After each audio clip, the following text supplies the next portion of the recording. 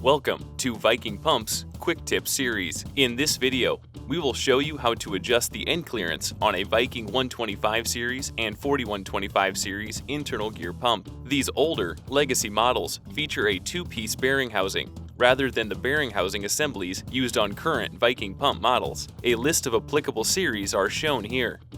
The following tools are required: an adjustable face pin spanner wrench, which is provided with N, R, and P size pumps, adjustable wrenches, SAE Allen wrenches, and feeler gauges for measuring and confirming the correct end clearance. End clearance is the distance between the end of the rotor teeth and the pump head, measured in thousandths of an inch. End clearance is set to provide the maximum performance based on liquid viscosity and temperature. It may also be adjusted to compensate for wear over time. End clearance is adjusted by rotating the threaded bearing housing caps at the shaft end of the pump. Recommended end clearance settings for your pump can be found in the technical service manual. To begin, loosen the end cap set screws located on the side of the bracket. Note that on N, R, and P size pumps, end cap locks are used instead of set screws. Loosen the inner end cap by turning counterclockwise. Use a spanner wrench if needed.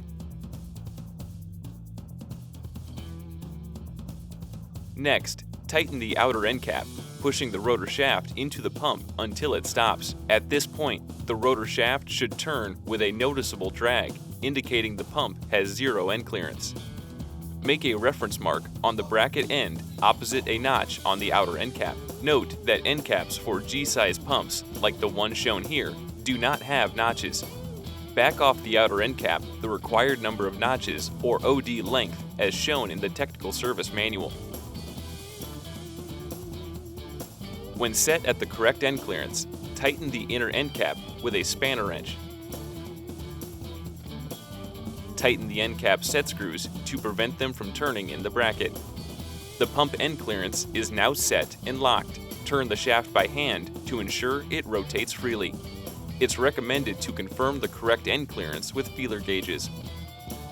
For complete universal seal repair videos, visit our website at vikingpump.com.